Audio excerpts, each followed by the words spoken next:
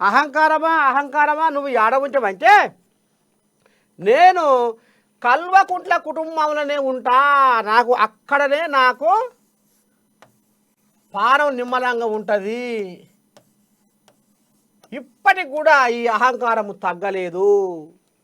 మొన్న అసెంబ్లీలో బీసీ కులగణన మీద కాంగ్రెస్ వాళ్ళు బీసీ కులగణన చేస్తుంటే మరి ఏంది సారు ఎట్ట సంగతి, బీసీ కులగణనకు మీరు అడ్డుపడుతుర్రట అంటే నోరు మూసుకొని పర్ర పర్ర వారబోసుకుంటా హనుమకొండలో పడ్డాడు హరీష్ రావు.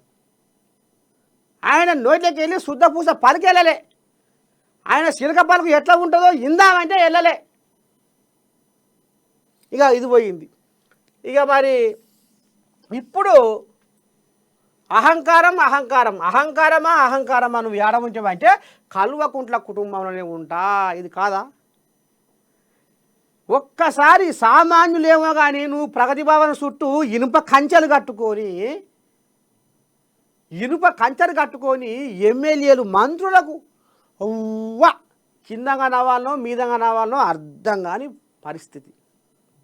మంత్రులకన్నా అపాయింట్మెంట్ ఇచ్చిర్రా? సచివాలయానికి వచ్చి నువ్వు నీ పాలన సాగించినవా?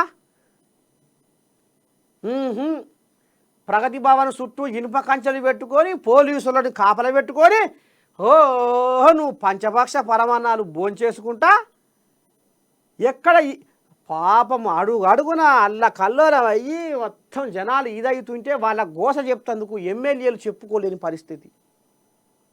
అపాయింట్మెంట్ సామాన్య జనాలకు నువ్వు ఇవ్వకుంటేవా కానీ కనీసం ఎమ్మెల్యేలకు మంత్రులకన్నా అపాయింట్మెంట్ ఇచ్చిర్రా ఈ కల్వకుంట్ల కుటుంబం వాళ్ళు? ఇచ్చిర్రా? ఎందుకు? దురహంకారం.